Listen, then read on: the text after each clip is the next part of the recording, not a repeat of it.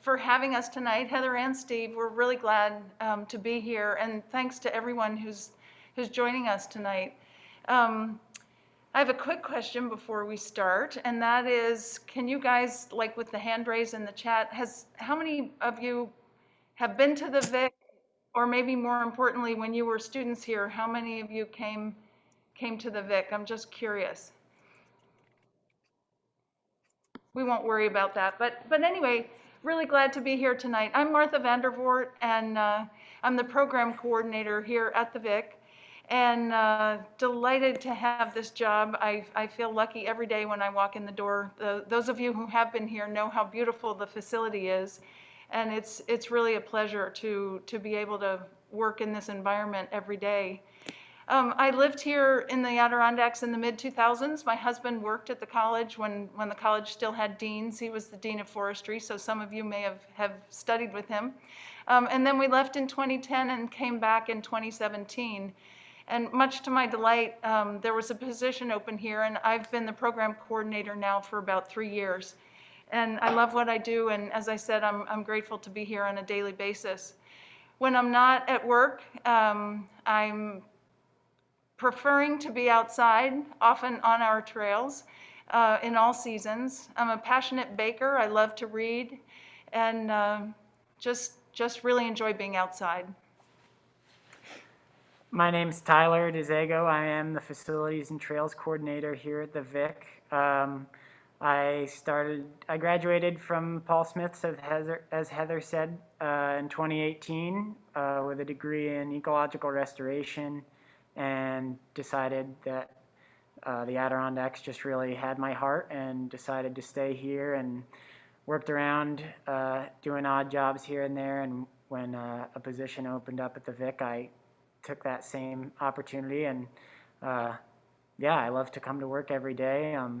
I manage the property and help out with some programs. I have a fantastic crew of student employees that help us for a couple hours a week, and some really great volunteers who also are interested in trail work, trail infrastructure work, and helping out with programming, as well as running our sugar bush. We have a separate sugar bush, separate from the college's large commercial operation. Ours is pretty small, 500 trees, and we do a lot of interpretive programming with the public, and invite people in for weekends and show them how it's done.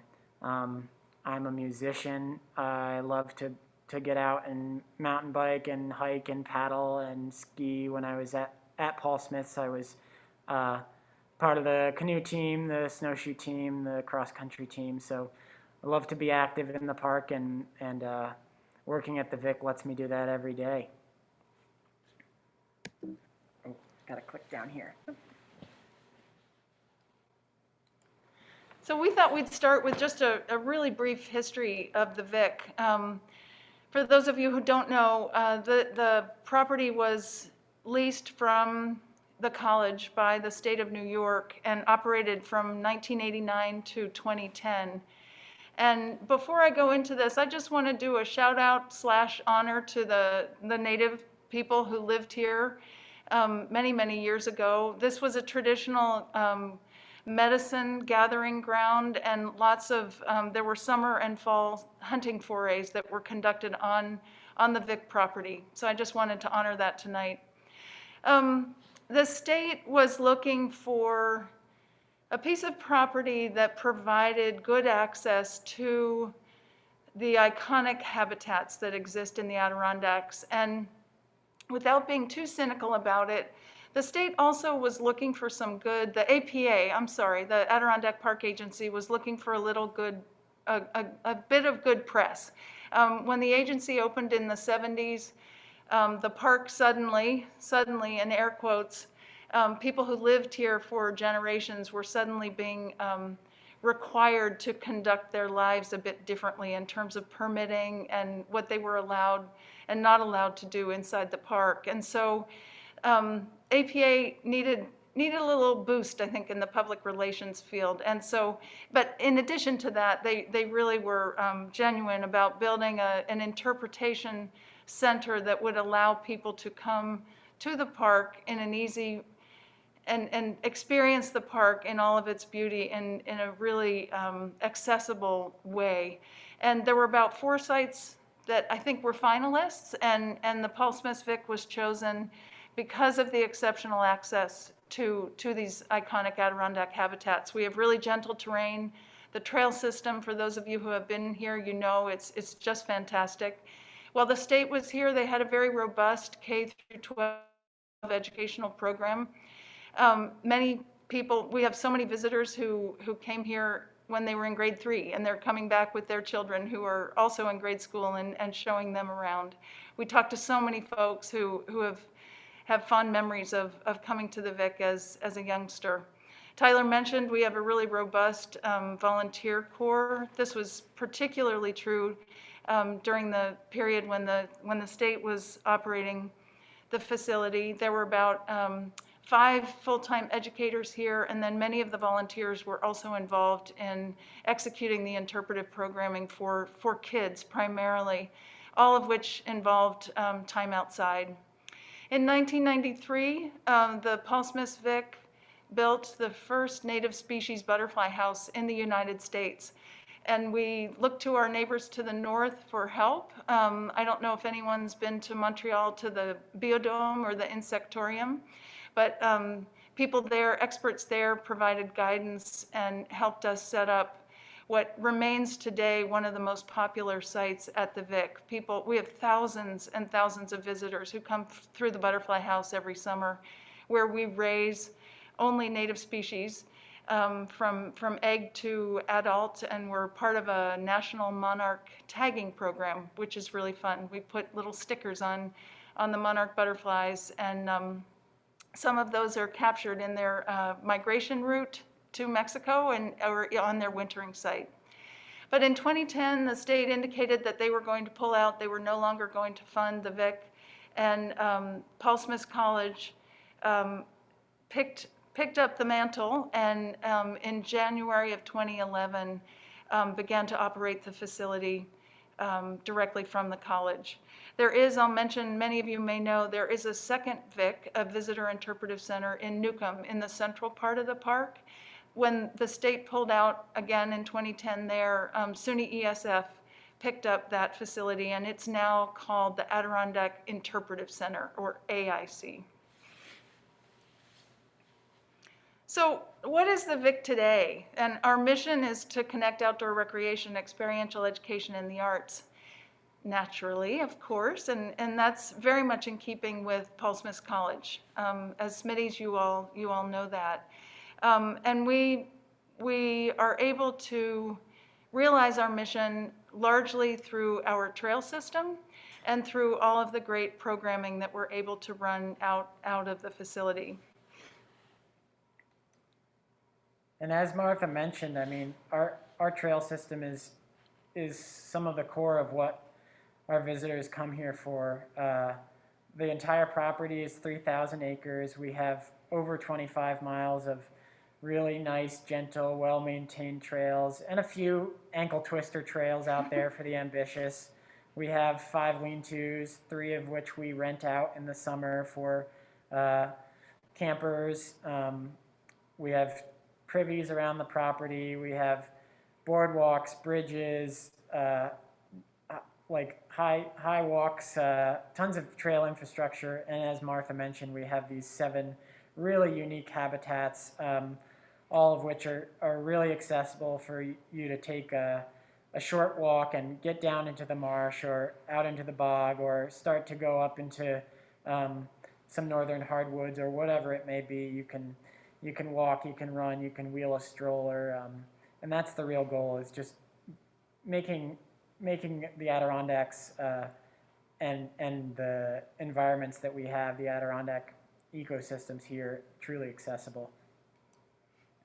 That's a picture of our trail map, and if you look down, I don't know if you can see my mouse, but if you look down where I'm circling in the bottom left corner, you'll see these red and yellow trails, and the college has been undertaking this Nordic Initiative where they've constructed 7.5 kilometers of these world-class cross-country skiing trails, and have added a biathlon range. We'll get to that later on, but it's just a great addition to our property. The college started to use the Vic as a cross-country ski area right after it took ownership, and it's really just added to our following. This winter, though we've been closed, we see tons of visitors that are coming into the foyer, getting their passes, and going out and having some incredible ski experiences.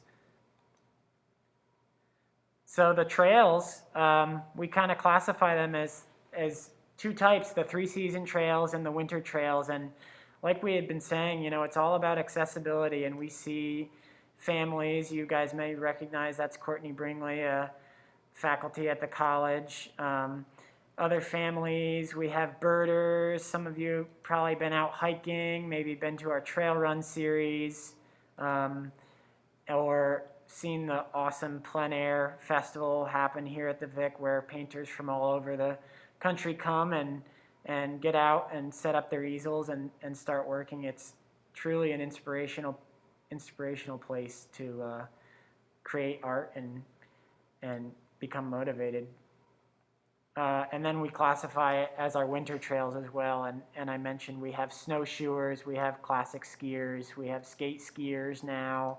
And we even had Sarah Doherty, the college's draft horse manager, come over with the new team of horses, that's Dana and Dodge, last winter, and give sleigh rides every weekend, I think. Yes. Yep.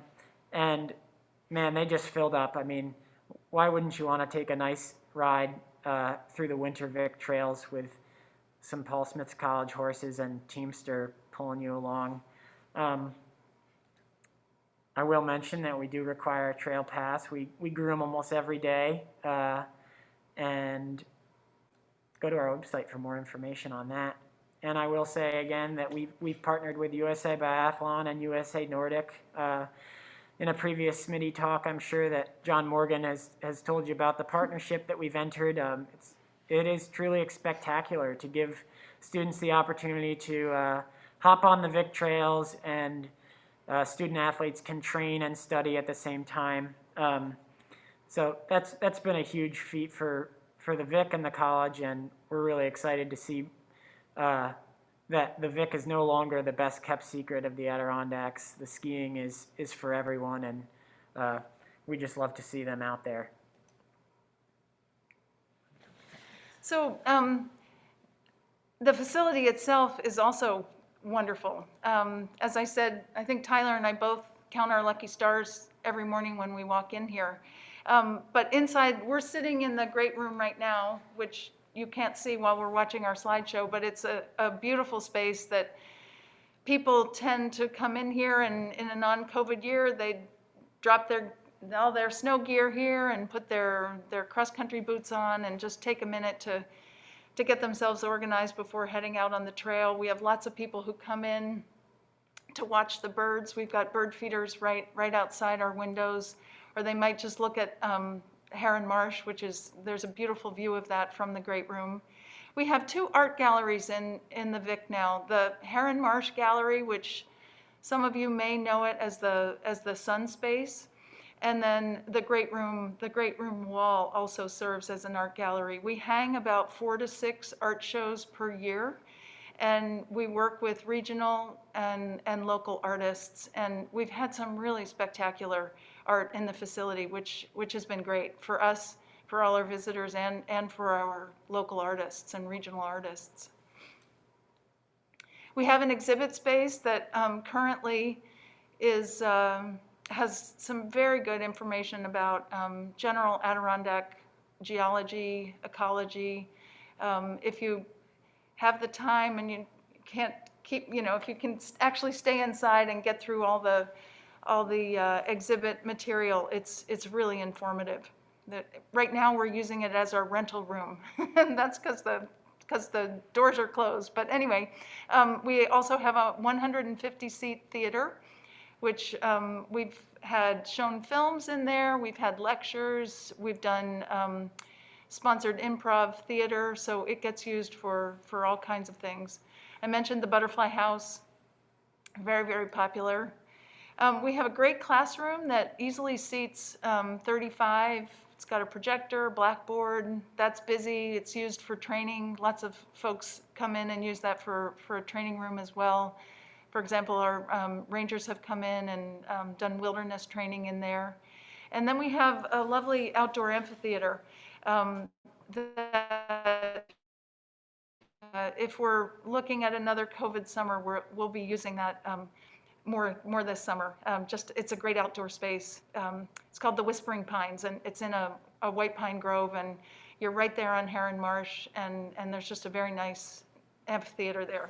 All of these spaces are available for people to use. Some of them we rent, others you may just use them. But we've had a lovely 90th birthday party in here. We've had Eagle Scout event here. The 4-H group uses some of our space pretty regularly. So it's wonderful having folks in the facility and making use of it. I'll introduce this. We are so seasonal here. You know, Tyler's already mentioned we divide our seasons. We have 3 seasons and plus the winter season, you know, for a total of 4. And our lives, this is one of the things I get kind of nerdy about biology. I'm trained in biology, and I love research, and I love the fact that my work relates to the seasons so intimately. That's really a nice thing about working here, and our workflow is very seasonal too. And so we're just going to talk to you a little bit about what we do in the different seasons.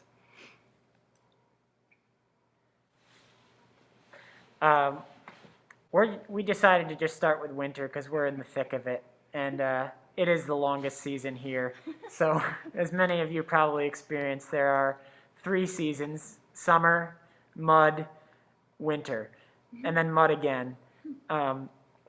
So in winter, as I mentioned, we have tons of outdoor rec going on. We have people classic skiing, skate skiing, snowshoeing, and we just added the biathlon range for our biathletes to train on. We have some other clubs that are coming to use the space as well. And then last year, and I believe in years before, we've had some ski orienteering events, which are really fun. If you've never heard of that or seen it, which I hadn't, that is a picture of me trying it out. That was my first time. And you're given a map with just the trails on it and the flags, which are called controls, and you have to find 1 through 9 in numerical order without any trails. And it's map and compass orienteering, except you're on skis and you're trying to do it as quickly as possible. So that is really fun, and I think I'm hoping that the Orienteering League hosts something here this winter, because it really is kind of a COVID-safe activity. We also have a core of student employees that I mentioned that come and help us out. These students are work studies, so they're getting their degree, and they come for up to 4 hours, 4-hour shifts multiple times a week. And during a normal year, they're helping us with everything from renting equipment to trail maintenance. That's one of our soon-to-be graduates, Emily Nelson. She was helping us take down some hazard trees in the parking lot, and she's just a great worker. And we have a great group of students who come out and just want to develop professionally at the Vic, and see all that we do as an opportunity to add to their resume, which is really great. And then we also have, as Martha said, we have a couple of art galleries that hang. Last winter we had this fantastic exhibit from Jim Hutchinson, which was all antique skis and snowshoes, as well as ice fishing equipment, which was just so cool to see it lining the walls in here. We also, as she said, we have some bird watching right from inside the great room, and for events, we'll fire up the fire pit out back for folks to warm up and maybe roast a marshmallow or two. You want to start with the sugaring? Yeah, sure. So springtime or mud, right around the end of February, beginning of March, we go out with our students and we head into the sugar bush. And throughout the winter, we're just managing the lines, making sure that there aren't trees down on them. Maybe some of you did this while you were at Paul Smith's, and we hand tap the trees. They're all set up on tubes, and it's gravity fed.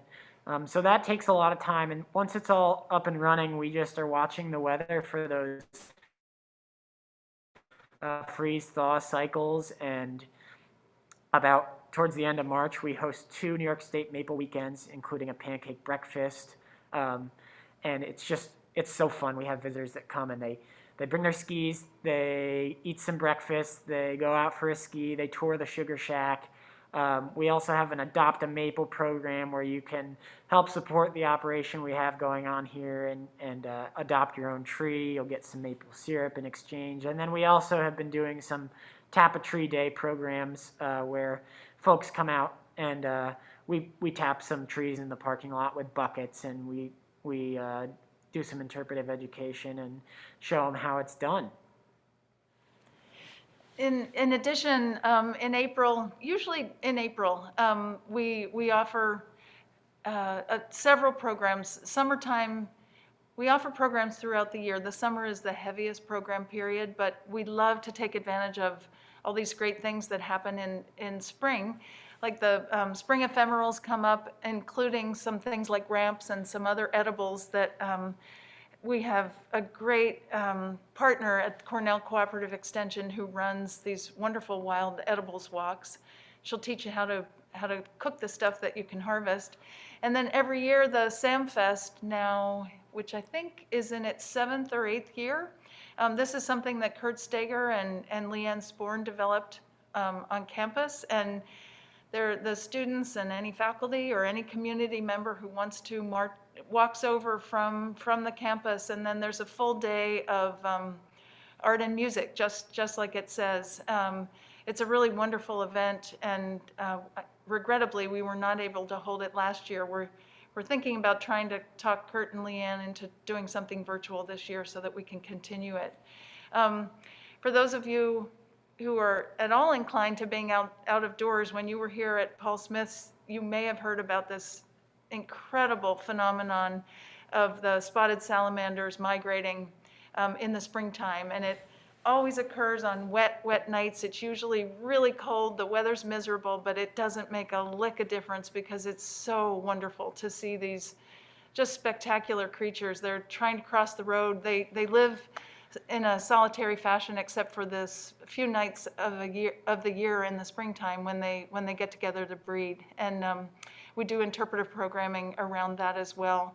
We also run woodcock walks and watches, which are really fun. Same deal. They're breeding in the early springtime, and it's just spectacular to watch the males go through their courtship displays. And we love running that program. And I've put this little smiley in here. We try to take some time off. It's tough finding time to get away, not just because we love it, but because it is such, things are so seasonal here, and sometimes it's tough to find time to get away from the facility. Summer is our heavy season in terms of just the number of programs that we're running. We do run programs 7 days a week, typically. We were able, sort of remarkably, to have a kind of normal summer last summer. We moved, the facility was not open, the VIC itself, the building was not open, but we literally moved our front desk outside and our staff. We had the Butterfly House open 7 days a week, and we ran programs. They were limited in terms of the number of people who could participate in them. We had a maximum of 6, and you had to be from the same household or family group. But we were able to run what we typically run in the summer. So if you want to learn how to bird or you know a little bit about it, we had those programs running a couple times a week. We had fungi classes, wildflowers, tree programs. In a non-COVID year, we have a great beginner canoe paddle that allows people to get right out, right up close to bog plants and just really experience what it's like to be in a bog, and that's a wonderful program. We have programs directly, specifically geared towards children. We have a junior herons club that met every week, and we had different activities for the kids. There's even yoga out on the deck. If you really want to do something hands-on, we have programs where you can build a bat box or a bird box or a bee box. We have pollinator gardens here. The whole butterfly house itself is a pollinator garden, but we actually have a couple specific areas where we've planted native plants that are very useful and necessary for our native bee populations and our moths and butterflies. We have 4-H and Cornell Cooperative Extension partner with us and do things like help teach people how to make grocery bags out of old feed bags or something. And again, that butterfly house is just so popular. People love visiting. Jenkins Mountain Trail, I don't know how many of you have been up that, but there's a great view up there. Barnum Pond is beautiful. Tyler mentioned that we have 3 lean-tos on the property that are available to rent for overnight camping. So anyway, there's a lot going on in the summertime, and we tend to see we have about 25,000 people who come through the Vic on an annual basis. That's probably an underestimate, but we do see the heaviest visitorship during the summer months. My favorite season is first mud season, fall, and we have a few programs. It kind of mellows out. You don't see as many of the summer visitors who are either up here on vacation or seasonal visitors. But as a runner, it's just so fun to zoom around on the trails, and we have some trail running series events. That's one of our runners, Lauren, and her puppy Willow out in the middle of a run. There's Matt Bear running across the boardwalk.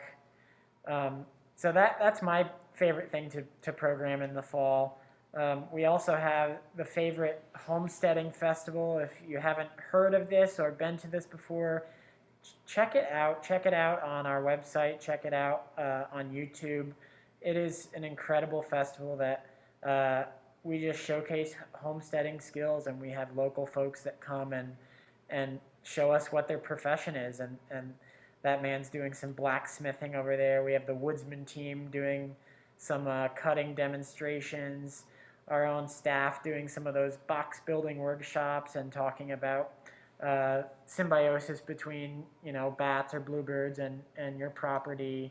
And then we do some really cool early fall programs like the Lights of the Night, which is a firefly program. Martha and I love to do these evening programs. Really fun. They are just so fun, and it's so many people come to the Vic and see it in broad daylight, but to be a part of the property in the evening at dusk is just amazing. We also hosted the Loon Celebration, which is put on by the Center for Loon Conservation in Saranac Lake. And that's a bat box program.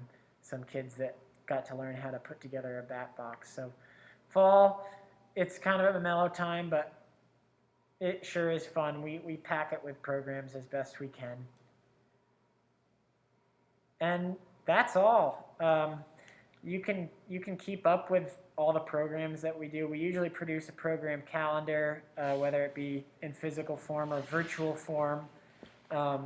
So you can check that out on our website. If any of you are on any of these social medias like Facebook or Instagram, we frequently update our stuff there. And yeah, if you haven't been to the Vic before, Martha and I have this joke that we get so many visitors, people who don't know the college or people who are alums who pull up to the Vic and say, Hey, I'm sorry to bother you, but I'm looking for Paul Smith's college. It's supposed to be around here somewhere. Can you give me any information? And we just want people to know that we're here. We'd love to have you visit. Come check it out. It may not be what it was when you were here, and it may be just the same, but join us and come say hello sometime. Oh, yeah. And I'll leave you with this last little video. I might have to share my screen again. New share. This is from earlier today. Martha and I took a brief walk. Can you see that, everyone? I got the thumbs up from Heather. Great. Let's make it big screen.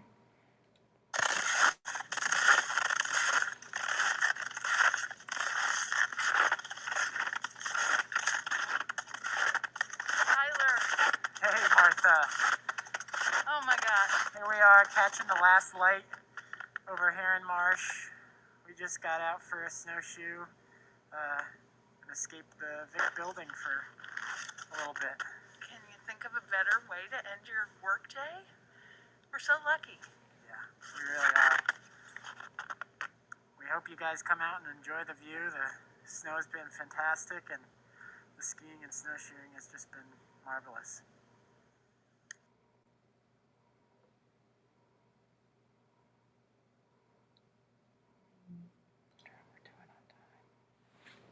Good.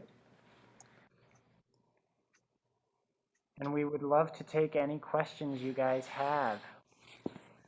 So Bob Knapp asked early on, and I think you may have answered it for him already, but I'm going to say it again. How does the activities programs at the PSC Vic compare to the other Vic that at least at one time was associated with SUNY ESF? Is the other Vic still in operation? Yeah, I can take that. Yes, it is, and it is now called the Adirondack Interpretive Center. And yes, they are still running programs.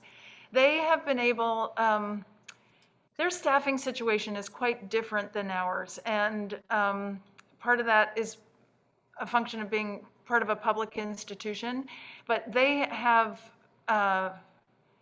a very active K through 12 educational program, which that's in our long-term plan of what we would like to get back to that. We just don't have the capacity for it right now. So they are very heavy to K through 12 programming, and in addition, they also run interpretive programming. They're not open as frequently as the Paul Smith Vic is, but yes, they are still active, and the facility's in great shape, and they've got a really nice group of people working there. Excellent. I have a question from Scott Van Leer. How many people work at the Vic during the summer months? Well, we have, Tyler and I are here full-time, and then during the summer, in a normal summer, we have 5 seasonal staff who join us, 3 of whom are dedicated naturalists, and the other, one of them floats as a naturalist and then helps with some other things that need to get done. And then this last summer, for the first time, we had a dedicated front desk sort of visitor service, retail person, communications person. And that's all funding dependent. And in the past, that's been covered through a state grant from the ZBGA. Scott, I don't know if you're familiar with that, the zoos, botanical gardens, and aquariums. So we hope to have summer staff here this coming summer as well.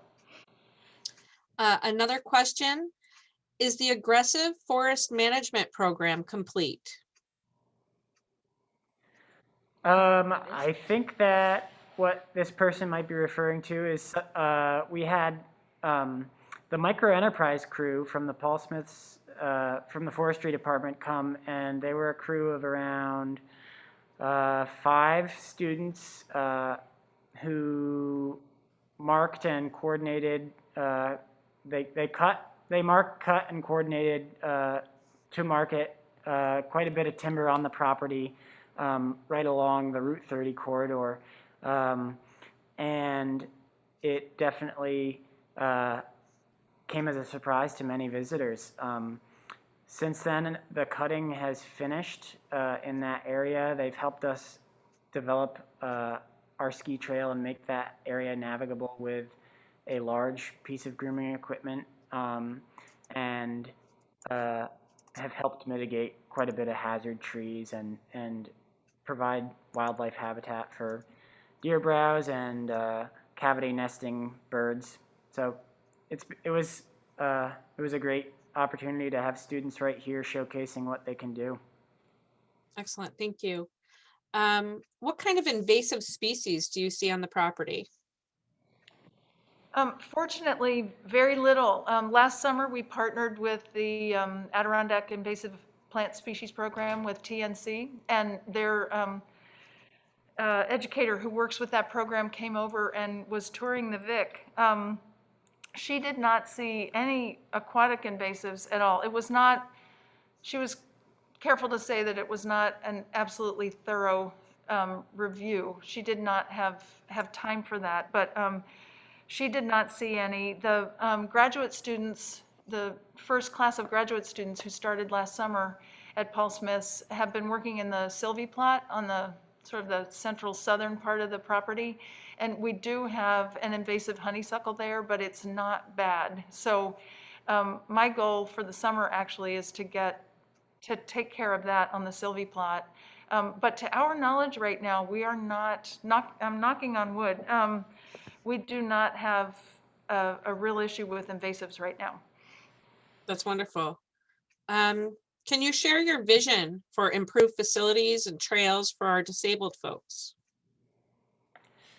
Yes, indeed. I'm glad somebody asked that question. I've got a bee in my bonnet on this. With the good help of Steve Frederick, shout out to Steve, we are in the midst right now of developing a strategic plan, the overarching piece of which is accessibility. And when the Vic was first opened in 1989, it was the year before the ADA, American Disability Act, passed in 1990. But the people who were building the Vic were not callous to the needs of people with disabilities. And the Barnum Brook Trail, some of you may know, it's not quite ADA compliant, but it's nearly ADA compliant. And one of our colleagues and a friend of ours who uses a wheelchair, an electric wheelchair, says it's very navigable. We were with him. We went out for a walk with him. It's quite navigable with an electric wheelchair, but not so much with a hand wheelchair. But in any case, this is our overarching goal, and we're starting. It's a 5-phase program, and the first phase of which is to just put electronic door access onto the 13 exit, entry exit doors to the facility. We want people to actually be able to get in here and get to our public restrooms. So that's phase 1. Phase 2 is removing the sidewalk and regrading the sidewalk from the parking lot into the Vic building itself. And then I guess we have a couple things in there. Phase 2 and 3, we are going to renovate our bathrooms to universal accessibility, the public bathrooms. And then phase 4 is to get Barnum Brook all the way up to ADA compliance. And the final phase, and this is a really, really big lift and it's going to take a while, we want to convert 5 miles of our trails to full universal access. So, wow, that's amazing. That's amazing. So I want to ask Mark Caulfield, one of my alumni campground folks. He wants to know how the Vic is funded. He also wanted to say thank you for aggressively improved trail connections to the alumni campground. And the Frisbee golf course nearby is a great asset to your location. It's great. So I guess in there is, the only question is, how is the Vic funded? yeah, in a couple of ways. We receive state funding, and that has been a huge help in the last couple of years. What we're hoping for, we've received funding from, it comes through DEC, it's called the EPF, or the Environmental Protection Fund. And we're in the governor's budget for this year as well. So all fingers are crossed, because as you all know, the budget for the state of New York is really not in very good shape. But that funding has been a huge help to us. It comes in two-year contracts, and we hope that we'll be receiving a third contract with that. We receive funds also, another set of funds that come through DEC is this thing I mentioned earlier called ZBGA, which is the Zoos, Botanical Gardens, and Aquariums fund that's run through, I think, the Parks Division of New York State. We also get private foundation funding, and then we have donations, direct donations from folks who care about the Vic. And people do that. They might send funds through Steve's office, through the college, or we have a little donation box in our lobby. People do that. Tyler mentioned our Adopt a Maple program. That's not exactly funding a whole lot of the Vic, but every little bit helps. So private donations, private foundations, and state funding. Right. Sure. We've you. tried for a federal grant. We applied for an NSF grant a year and a half ago. We did not get that, but that's not unusual for a first round. So we're looking at other federal opportunities as well. Excellent. Is anyone backcountry skiing off Jenkins, the Glades? I don't know. I haven't been back there yet this year. I know some of you may know that Jenkins was a ski hill that the college owned and operated in the late 40s and into the 50s.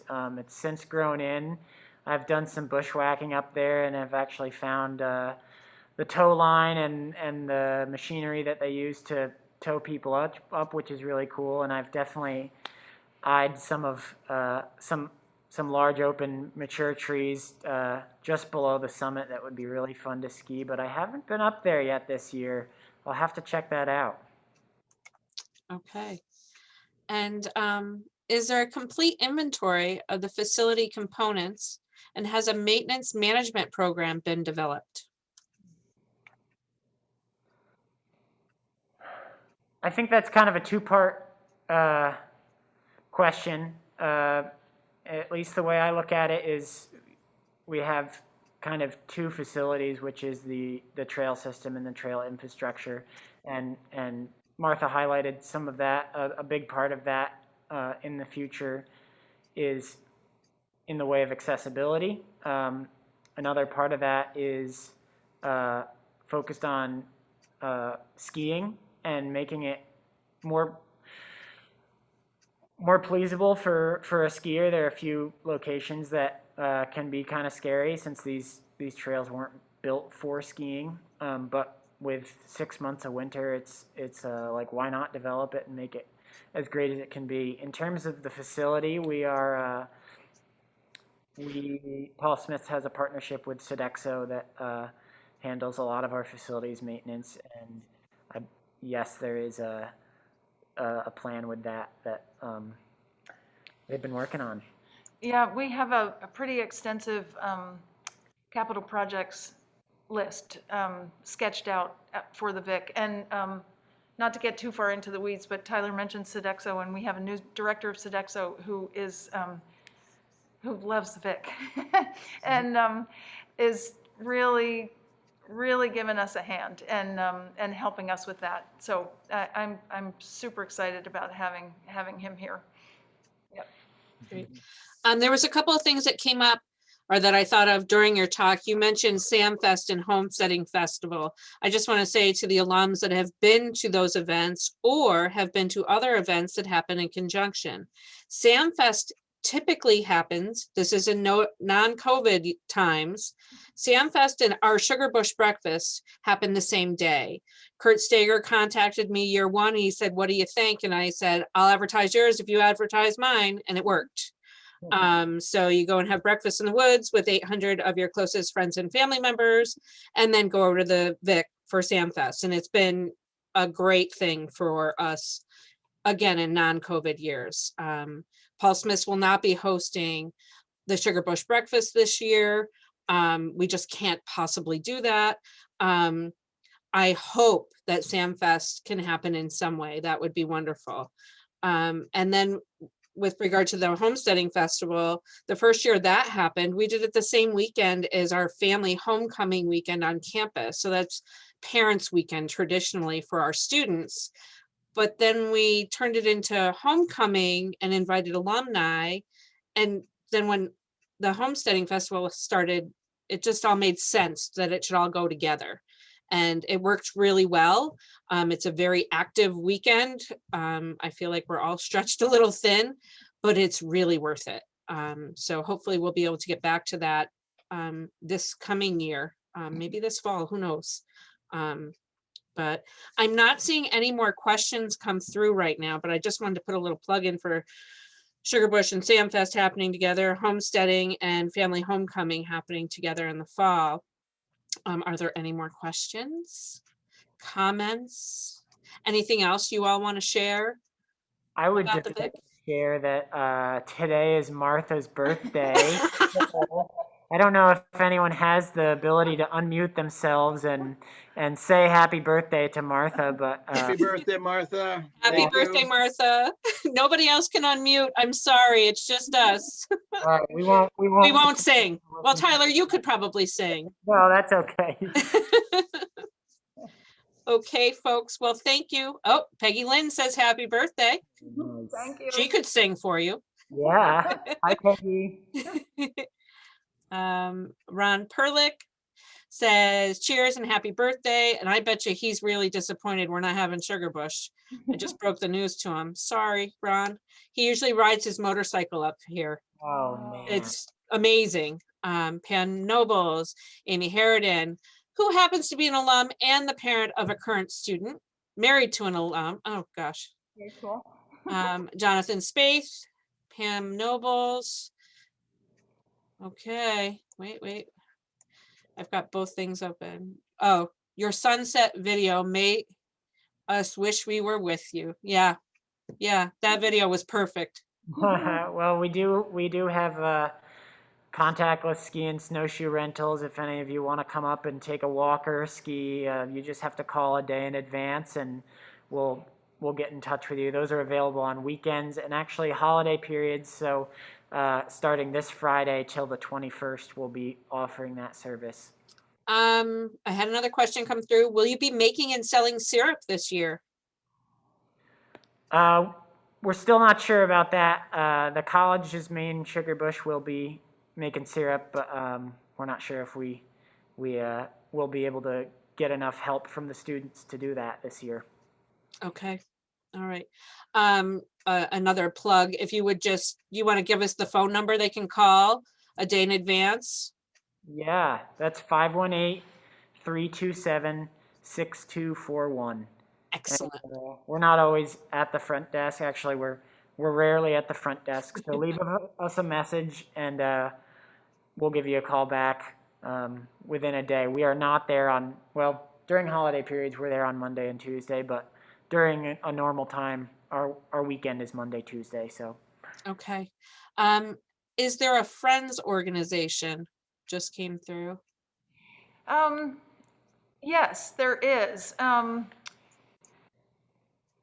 The Adirondack Park Institute was originally the nonprofit friends group to the two facilities, the Vic in Newcomb and the Vic in Paul Smiths.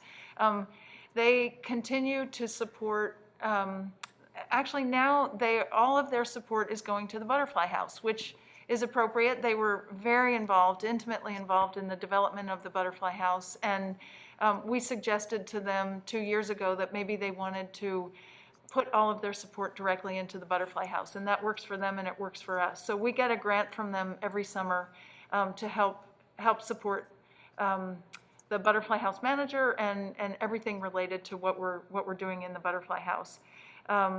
So they are still the friends group to the two Vics. But the Vic itself, for a brief period from about, I think it was about 2012 to maybe 2016 or something, had its own friends group, but that has dissolved, and now the Adirondack Park Institute acts as that friends group.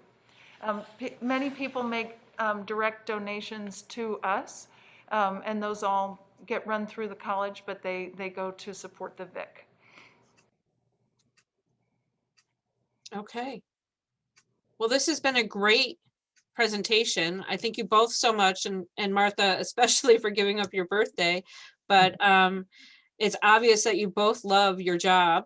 I don't know anybody who snowshoes out of work. I don't know, Steve. I feel like I'm doing it wrong. So thank you both for your presentation tonight, and thank you everyone for joining us. Is there anything else you want to add, Steve? I'm going to thank our host, Heather, who's becoming a master of Zoom. Yes. She's getting so good at running these things. Heather, thank you very much. And thank you, everybody, for joining us. Heather, can you show the schedule coming up one more time of our upcoming presentations that folks might want to put on their calendar? Look here, our next one is February 25th. I swear it is. It is. All right, with Dr. Kurt Stager. And then we have March 11th with Kate Glenn, March 25th with Bethany Garrettson, class of 09. We've got quite a few coming up. We're going to be adding more for the summer too. I'm not sure if we'll do 2 a month in the summer. Who knows? You never know what'll happen. But we're getting a lot of interest in it, and doing this twice a month has been good, I think, for everybody. You can't come and visit us right now in person. Well, you can go to the VIC outside, but you can't come to campus right now. So we're going to keep bringing campus to you as much as we can. So, okay. I don't see any more questions. Thanks, everybody. Thanks, everybody. Have a great night. Thank you. Yeah. Bye.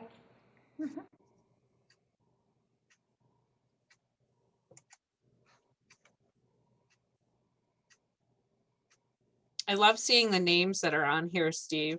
Yeah. Yeah, it's just great. Jimmy Hodges joining us again. Mick is joining us. Kyle Dash. We've got some regulars. Yeah, we've got some regular viewers here. Right. Daryl Austin, Amy Harridan, and I assume Jay is listening in too. Let's see, Homer Reese, Jack Ward, Peter. I'm not sure that last name. I don't recognize that last name, but I have a feeling it could be Peter Frank. Do you think everyone's gone? I think so, yeah.